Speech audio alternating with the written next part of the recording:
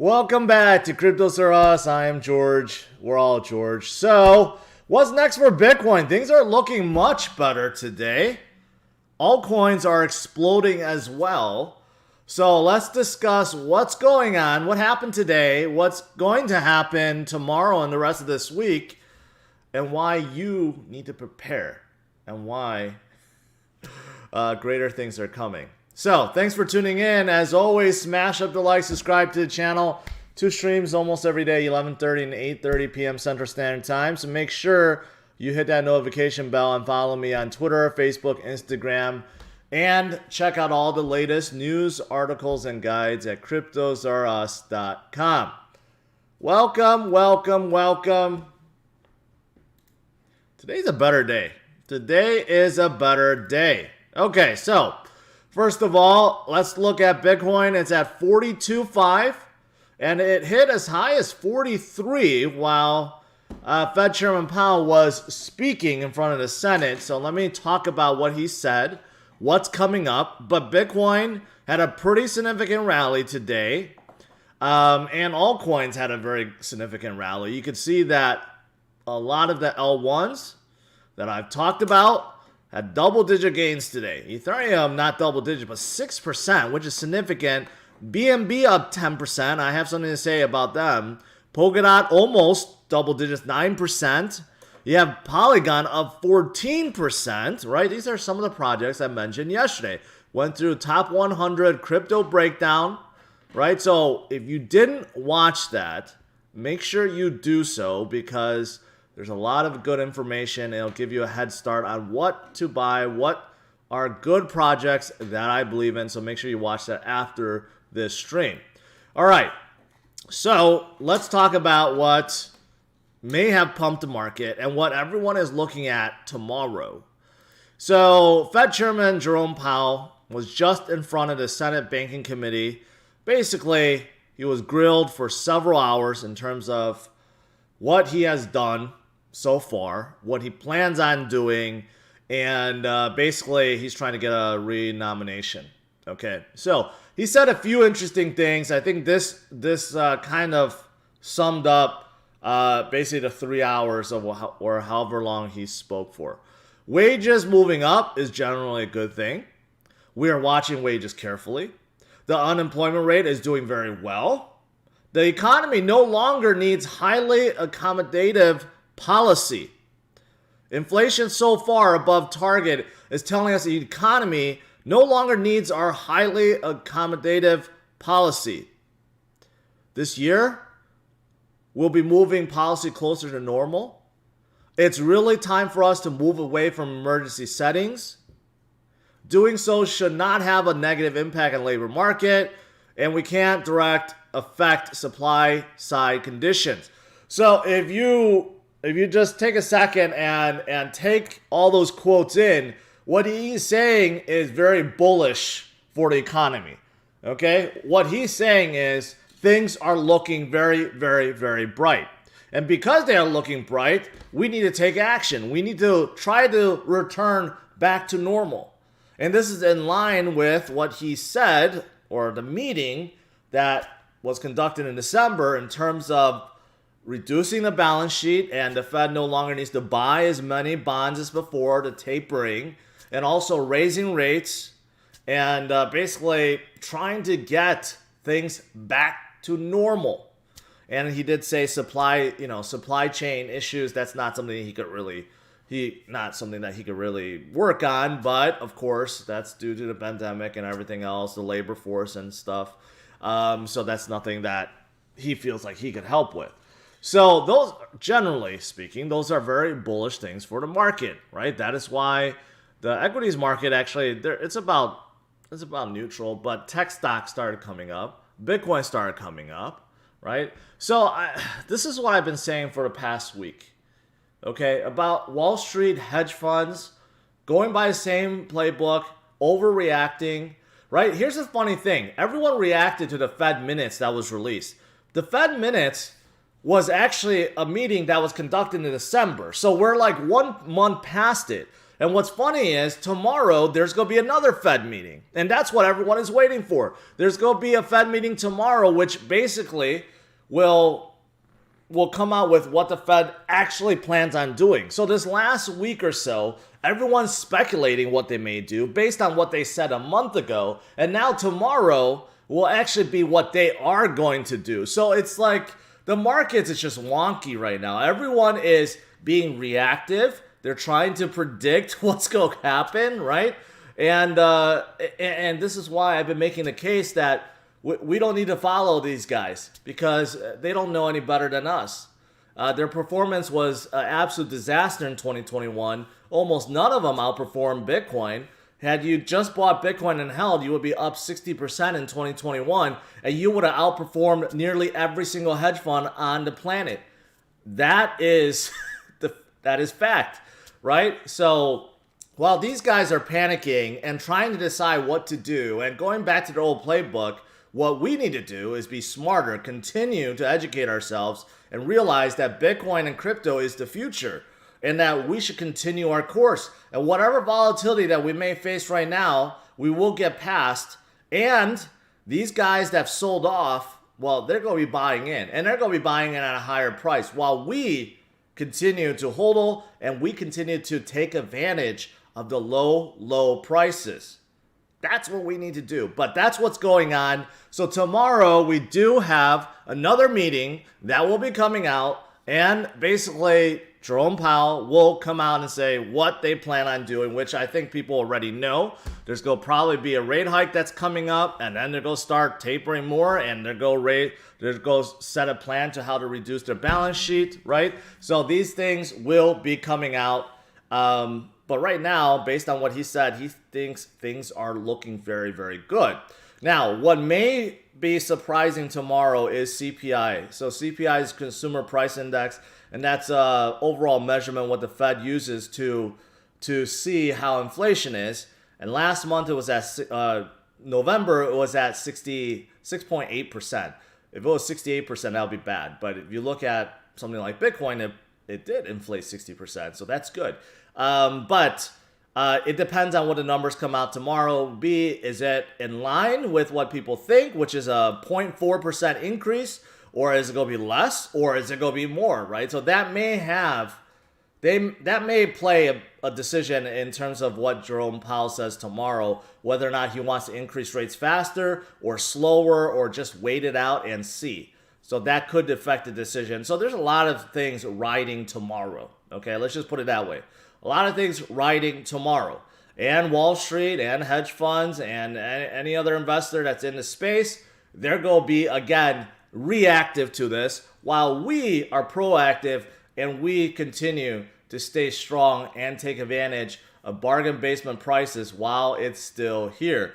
Even though when I say bargain basement prices versus its previous high, but not versus when 2021 began, because things are up thousands of percent since then, right? So to sum up, that's what's going on. That's what caused Bitcoin and crypto to seemingly rally today. And we could see more of it tomorrow, depending on what comes out, right? If there's a whole bunch of good news, inflation is low, whatever Jerome Powell says the market likes, we could have an explosion and everything just gets back to normal. Let's see. But in the meantime, like I said, we need to be smarter, right? So I'm going to show you data. And that's what I like to do, show you a lot of data to prove my point. So there's of course, a lot of data I want to show you guys that is very bullish for Bitcoin overall. For example, the Fear and Greed Index, which is still low in extreme fear at 21, right? Whenever there's a lot of fear, the market tends to bounce. When there's extreme fear, especially a prolonged period of extreme fear, that's when the market pumps. You can see it clearly here. This looks exactly like Bitcoin's chart. Because you know why? This shows you exactly the mentality of retail people, right? Getting very fearful at bottom, not buying at bottom, and then buying towards the top because they're FOMOing in. And that's exactly the opposite of what you want to do. Whenever you see a lot of red, a lot of fear, that's when you need to pounce and buy. Not when there's a lot of greed in deep green, that's not when you want to buy. You want to buy when things are fearful, and that's why the market tends to flip, because retail investors do the opposite. They mass panic, they make irrational decisions, they leave, and that is when usually a bottom has occurred. And actually proving that point, I found a new chart on Crypto Quant, which is supply and profit.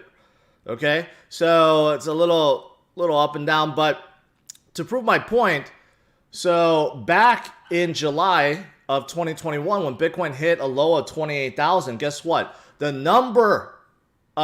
percentage number of Bitcoin holders in profit fell down to about 66%, going from 90+%. So when everyone is in profit at 99%, everyone feels really good, right? That's when retail FOMO kicks in and everyone comes in because they're like, oh, there's no way I could lose the money. But when things start going down and then that percentage dropped to about 66%, well, guess what? That's when a lot of the retail people sold out. They panicked. They're like, Bitcoin's going to go down to 10,000, right? So I better sell. Well, guess what? Look at where we are right now. We're exactly at that 66%, or actually just 1% higher, 67%. So we went from 90 plus, 99 plus, down to 67%. Again, that means 30% of the retail people or holders that got in late that may have bought at 69,000, they have left, right? So if you look at this, well, we're at the same point as Bitcoin was at 28,000 in terms of people in the profit. And again, this kind of correlates with the fear level, right? And whenever you have a lot of people selling, that's usually when things come roaring back. So this is another good kind of metric to show that, yeah, when there's a lot of fear, that's when you want to take advantage. That's when you want to buy, because that's when everyone else have been feared out, and that's usually when a reversal is coming. So this is something else I want to show you guys. Also, there's other good stuff. I mean, there's just a lot of good stuff overall. Every single day, there's more and more good stuff. Let's talk about miners. Miners are doing something they have never done before ever in Bitcoin's history or any of the previous cycles. And they are accumulating like there's no tomorrow. Okay? Take a look at that spike in accumulation. Despite the fact that the price has gone down to where it is now, about 42,000, look at that spike, the accumulation. Okay? That is insane. And here's a better picture of that. In 2012 to 2013, right around the halving event, the miners decided to sell off because they were trying to prepare for crypto winter and they wanted to lock in those gains. So you could see the reserves drop about 14%. In 2016 and 2017, again, the miner reserves dropped about 14% because they were going by how they always operated. But look at what happened 2020 to 2022. Had it not been for that China push, of banning Bitcoin miners and pushed them out, and we had a big drop. Had it not been for that, basically, we would be like 0% loss. The miners did not sell off 14%. Okay, and in fact, it has just bumped up a lot recently because of this. It's a different world right now. The miners are not selling anymore. They're keeping everything they have because now they realize, why should we sell? There's no reason for that. We'll just borrow against our Bitcoin and we're just going to continue holding what we have because we know Bitcoin is going to go higher. Everyone is fighting for the last 10%. And that is not going to change. That is not going to change. So the miners are keeping everything they have. So whatever is going on right now in terms of the volatility, the buying over via OTC, buying on the exchanges, that's all with a very small percentage of the overall circulation. And the new Bitcoins that are being mined, guess what? They're all in the wallets of the miners because they're not selling. It's not flooding into the market. So when you have a new Bitcoin, and that may be a new concept, but in terms of new Bitcoins that have basically zero history, zero transaction history, you can't find those because they're in the wallets of the miners, right? So this shows you that the miners are playing by a different set of rules now, right? They are preparing for the next 10% of Bitcoin, and that's going to be for a long time, right? And this is what we need to pay attention to. This ultimately is going to drive demand higher, decrease supply by a significant amount going forward, right? So this is very, very important. And of course, there are whales that also realize this, not just the miners. The whales continue to buy via OTC market. So addresses with over 1,000 Bitcoin keeps going up and up and up and up and up, okay? So this is what's happening right now. This is what the hedge funds and Wall Street don't realize. They're being reactive. We're proactive. We realize this. At least you guys watching me realize this. This is what I've been trying to stress to you guys, that volatility will always be around. It's the name of the game. This is the only thing stopping people from making life-changing wealth or attaining financial freedom is volatility. Because if it was that easy and everyone could become a millionaire overnight without any kind of challenge, well, then everyone would be a millionaire. They're not. And that's the difference. Those that had the most patience, that could see through all the games, are not reactive. They have become millionaires already and have obtained financial freedom. But I'm trying to help the new generation, the new people that are coming into this space, realize the same thing. Okay? This is happening. This is happening right before our eyes. You just have to pay attention.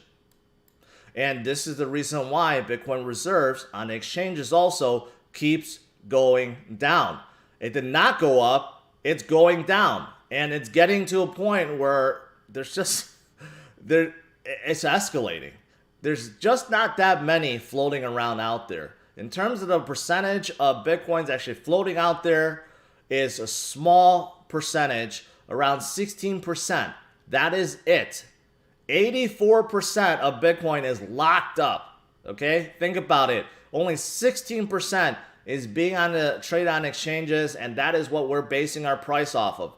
Only the trading activity of the 16%, not of the 100% or the 86% that is being held by holders and miners, and they're not selling.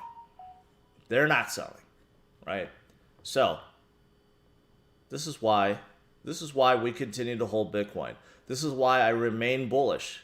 I see in the comments people saying, oh, you're the only influencer, you're only a YouTuber that's bullish. Because I'm paying attention. If you pay attention to this, you can't come to a conclusion that Bitcoin is not going to go higher. You just can't. It's impossible unless you just don't understand or you never believed in the first place. I've made so many mistakes. Now I'm using facts to back up my argument. And the facts remain that you want to be bullish with Bitcoin. It's that simple. It's that simple. Okay, so good stuff for Bitcoin. We got a lot to look forward to.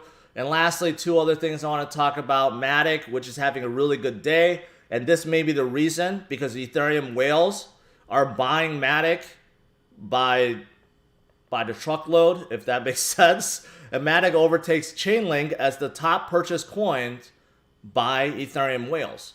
And this makes sense. I've been very bullish on Polygon, telling you guys their ZK rollup technology is going to be a big thing. It's going to play a big part of Ethereum scaling once 2.0 comes out. And also, Polygon has more ERC20 tokens being created now than Ethereum. Think about that. There's more projects onboarded and creating ERC20 tokens on Polygon. There's more daily transactions that's going on Polygon. There's more smart contract calls on Polygon, right? So you could argue Polygon is growing faster than Ethereum right now. It's growing faster than the chain that it's meant to help. So think about that. Think about that for a second. Matic was created, or Polygon was created to help Ethereum and help dApp makers. But now it is growing faster than Ethereum itself. So that's a major accomplishment, which is why I'm very bullish on Polygon going forward. And they have endless partnerships and endless NFT marketplaces and endless dApps that's coming aboard. So very bullish on Polygon. And lastly, this is strange.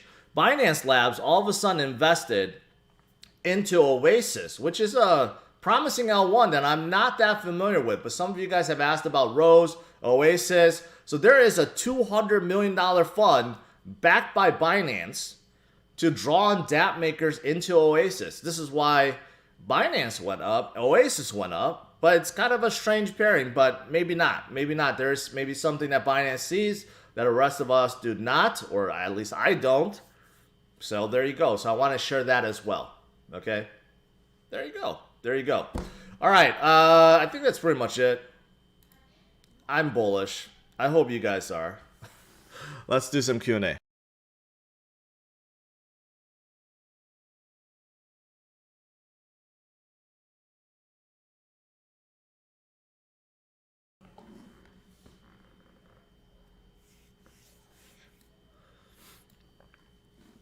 All right.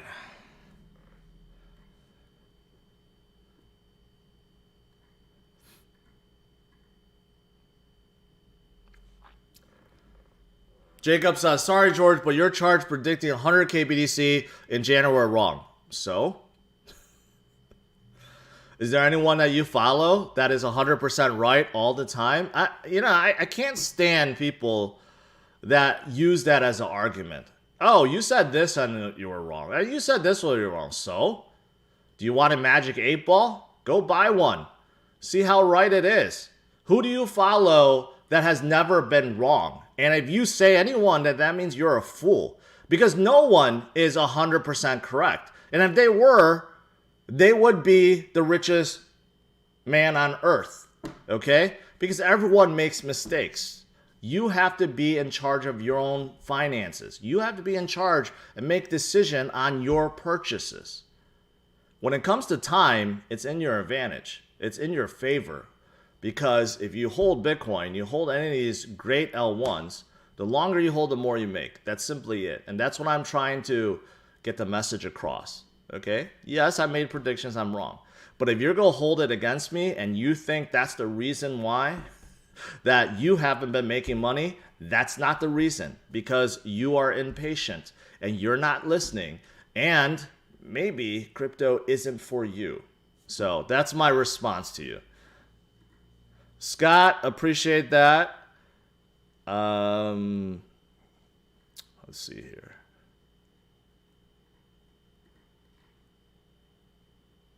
Why bullish? James, the whole movie was about why I'm bullish. Matt Cia says, I am feeling bullish. Hopefully I helped you get there. But maybe you were already bullish. Let's see here. I'm different. I always buy a top. Well, you need to change that. FX Gaming, I agree with you. No, it's not that they're trolling. It's just they don't understand. Y Edge, yes, I agree with you. All right, now I'm still coming down. Let's see. Let's bring this up. Man, all greens today. All greens.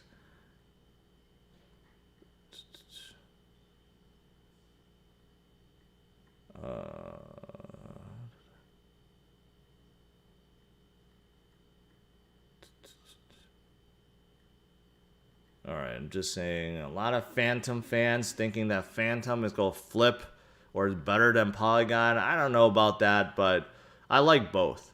I like both. Have you looked at ACK? They have great partnerships and will provide interoperability for metaverses. I have not, Daniel. I am not, so I may look into it.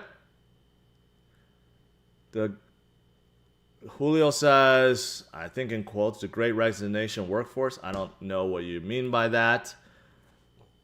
Solomon says, you are legit, been a subscriber since March 2021. Bless you for India. I appreciate that. I really do. Dots, Sand, Mana. I like all of them except, you know what, Sand and Mana. Mana is particularly is a little bit concerning because of how slow they are, but I like Sand. And if Mana could move to Polygon, just like Sandbox is, I think that's going to help them. Dot I like, but I like other L1s better. Radex, they're also like L1. Haven't been following that closely. Frontier, I don't like anymore. And they're supposed to be like an all-in-one DeFi app, and they were very hyped on 2021. Kind of just died off, so not a fan. And they were also pumped up too. VAUSD is live today for VeChain. That's very good. The VeChain have VeChain didn't move today, unfortunately, but it will. It will. VeChain is making a big push into DeFi.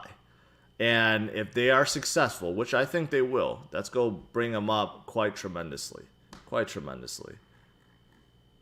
Let's see. Joshua says he's bullish. I'm glad to hear it. Rich Buddy says go Link. I know you've been a big fan of Chainlink, and it has been doing very well recently.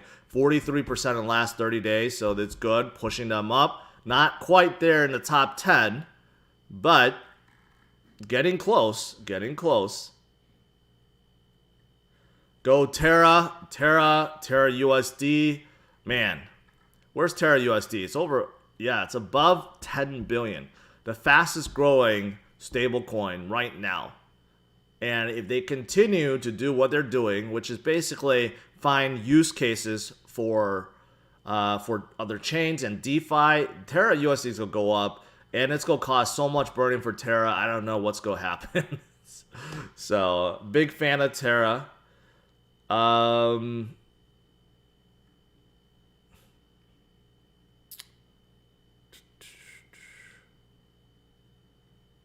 Meta partner with Oasis. Maybe that's why Binance decided to form that.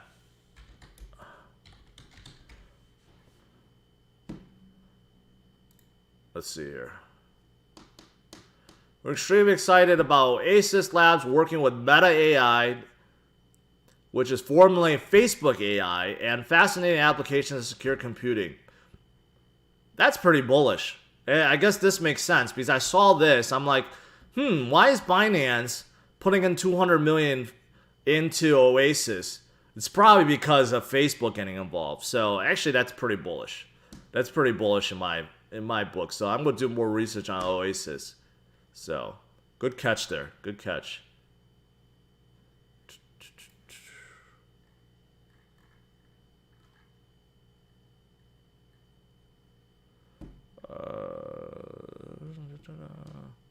Thoughts on Atom, or Cosmos?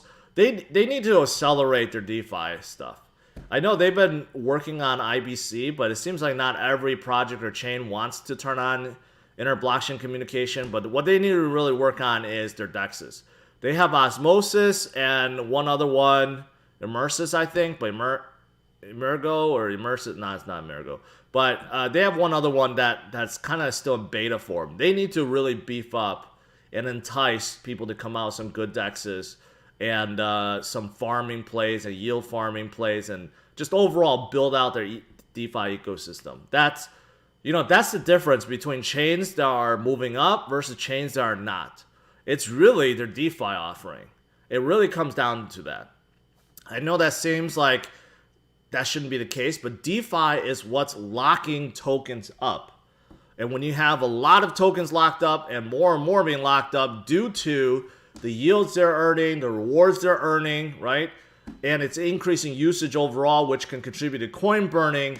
That's why some chains move up and some chains do not. So I think Cosmos is in that space and VeChain is in that space where they're just kind of getting started with DeFi and they really need to beef up both. And then I think they're going to do fantastic because the fundamentals for both are really good.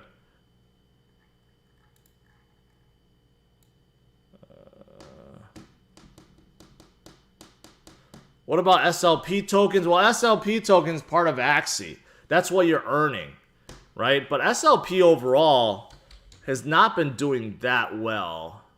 Let's see. Let's do 1 year. Yeah, you can see SLP has not been doing well. It got pumped up a couple of times when Axie has been doing well, but it has really sold off because SLP is unlimited. There's always going to be more. This is what people in the game are playing for, right? And unfortunately, if SLP keeps going down, then the people that depend on Axie as an income source continues to go down. right? So that's the thing. So it's an interesting dynamic how that works, and we'll see. And it's kind of the same way with all staking and yield projects. You may be getting great yields, but if the underlying token is dropping, then it's counterintuitive. It makes the yields not worth it, right? So you need to hold on to things that won't have a lot of volatility or will hold its price and not succumb to massive price dips, right?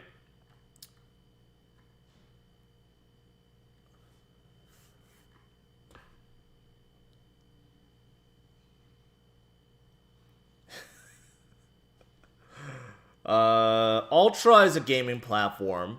You know what? I don't hear a lot about Ultra. Yesterday, I just covered about Gala, which has done really well. Let's see about Ultra. It seems like they released their mainnet and they pumped a little bit. Now they have come back down a little bit, but I think they could still be a bargain at this price. But they have formed some major partnerships with Ubisoft, with AMD, with even Theta for streaming. They're trying to be like an all-in-one platform for gamers, decentralized gaming platform, and also for streaming as well.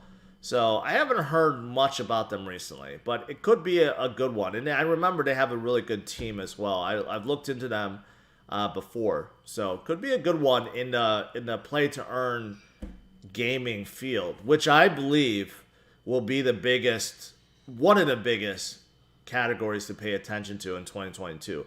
L1s and L2s will still continue to be strong because of DeFi, but gaming, I think that's the next evolution, the next, craze. It already started, but just think about NFTs was really the huge craze in 2021.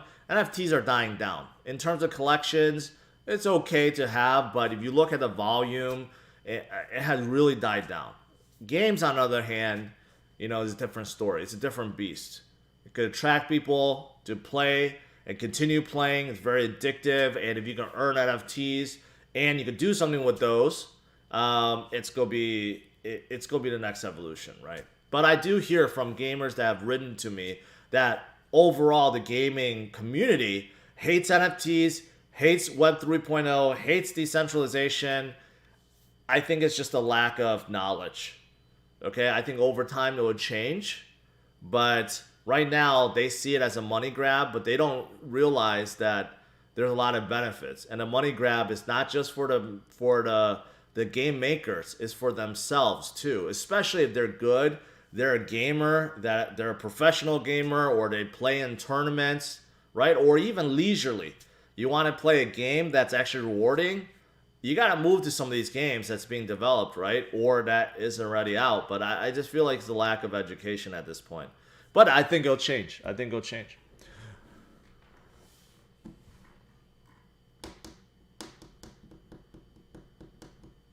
John, I see you keep spamming the same thing. Please do not. If I don't answer you, it's because I don't have anything to say. That's pretty much it. All right, guys.